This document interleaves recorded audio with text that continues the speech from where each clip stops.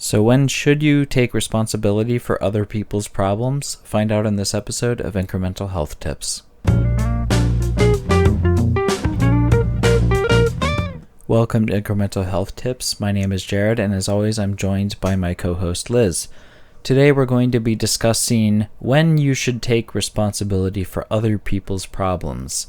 And to answer the question, you shouldn't, and we'll see you next time. I'm just joking. Actually, there's a lot more to this.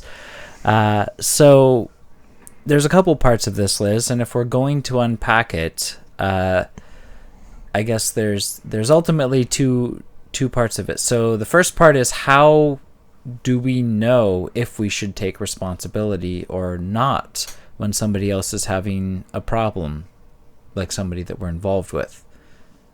So one of the things that someone can look at is the way that they describe the problem.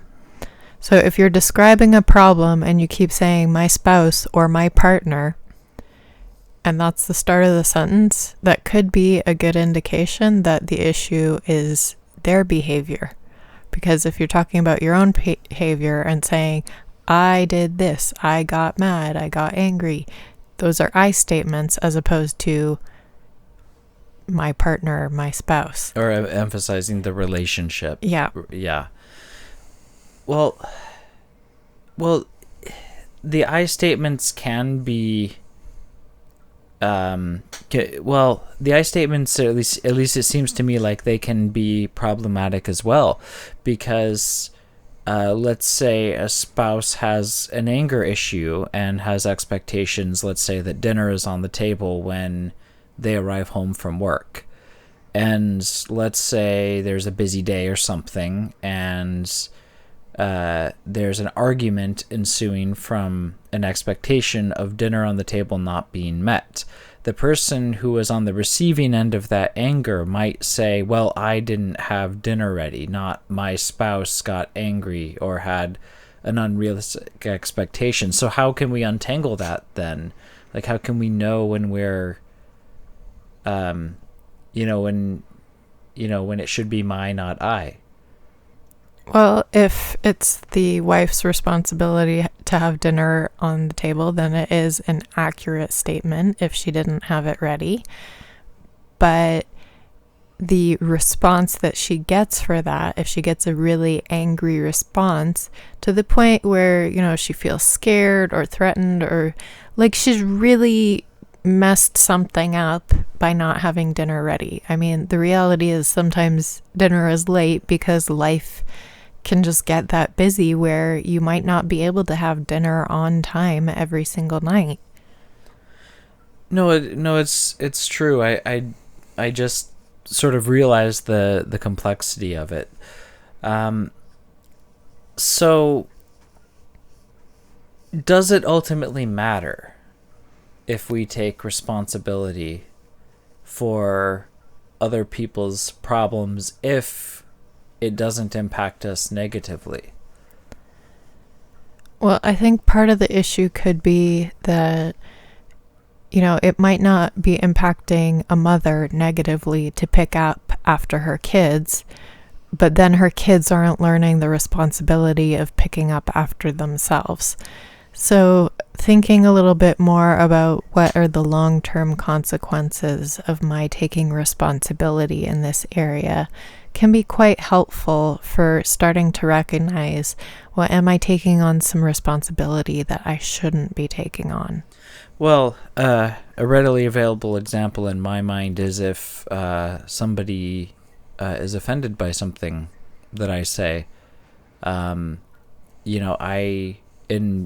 There's been a lot of times that I've said something and not realized that I came off in such a way that somebody was offended, and it became an issue of me needing to take responsibility for the fact that this person was offended and apologizing even when I didn't feel like an apology was warranted. But ultimately I've moved on. But I see your point where if this is going to happen a lot with this person, I'm not doing the person any favors by by developing the expectation within them that the world is going to apologize always when they're dissatisfied. Yeah, so this then becomes, if this is something that's a pattern that's been going on for quite a few months, where someone is taking all of the responsibility in a situation when there's two people involved. Usually there's enough responsibility to share it with people instead of taking it all on one person. So if you're always the one taking on all the responsibility, or if you're the one taking none of the responsibility, then there's probably something out of balance there where you need to consider, well, what's going on here? What is the appropriate thing I should be responsible for? Well, one of the aspects in graduate school that they emphasized with us when we are working with, let's say, an organization or like in a consulting sort of relationship, is making sure that you co-own be clear with who's responsible for what. But if there is a miscommunication, we don't say you've misunderstood. You say we have had a misunderstanding. And that can really help with maybe reducing the amount of tension in that interaction. So Liz, you touched on it earlier with picking up after kids and then kids not learning responsibility. So ultimately in that situation, you're enabling bad behavior. So how do we know the difference between when we are actually helping somebody or enabling somebody by taking responsibility to help them with a problem? Yeah, so I see this a lot with people that I work with. Someone might come in and they'll say, I need to help my partner because he has anger issues, so I want to know how to de-escalate things. And so if you're looking at a situation like that, well, if someone has an anger problem, whose responsibility is that? It's the person with the anger issue. Whereas it's a different thing if someone comes in and says, my partner and I don't do conflict well, and I'd like to learn some strategies to better manage that, because then it's more of a mutual issue instead of what could in some cases be a coercive control issue where the partner is getting angry deliberately just to try to control the person. If you're in a coercive control relationship, then your partner gets angry to make you feel like you've messed up and therefore you have to correct the problem, even if you haven't done anything wrong. But it gets into this cycle where you're treated as the one who's got the problem. And so some people start to believe that they're the one that has the problem when really it's the person who's getting angry and trying to control them.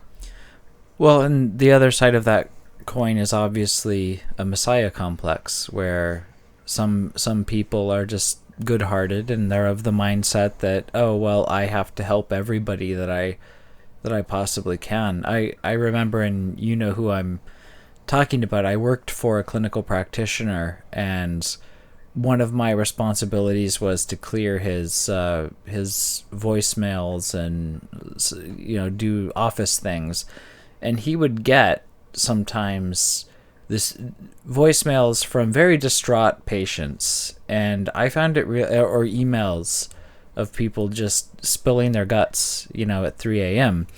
And I found it really difficult.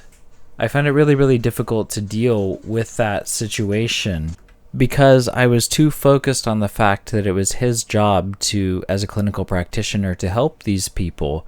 And I spoke to him about it, and he told me, it's not my responsibility to fix every problem they have. It's my responsibility to do, and he listed all of the various responsibilities he has in his code of ethics as a social worker and a practitioner, and he laid it all out. And he said The rest of it, you can feel compassion, and you can feel sympathy for the people as they go through their struggles. But ultimately, if you make it your responsibility, it's just going to run down your mental health and drive you into the ground, and you'll be even less help to them. Yeah, this is one of the things that I heard a lot from my professors was you don't want your clients to become dependent on you. So essentially, as soon as you get a client, in a way, you're trying to work yourself out of a job. Now, if someone needs some long-term support, maybe they need therapy for a year because what they're going through is really difficult. You don't want to cut that short, but you do want to start, as a therapist, you want to start therapy with the end in mind, that you're not trying to keep your clients dependent on you. You're trying to give them a new level of confidence, maybe teach them a few skills so that they're better able to handle these things on your own. Well, the last thing you want is to be someone else's decision maker. Well, it's ultimately also it comes down to the treatment goal. So you make a goal. Your goal isn't to solve all of their problems. It's to deal with an issue or a few issues. All right, well, I think that's all the time we have for today. But if you like our content, please consider liking, sharing, commenting, and subscribing. We really appreciate it. And until next time, remember that small steps lead to big changes. We'll see you next time.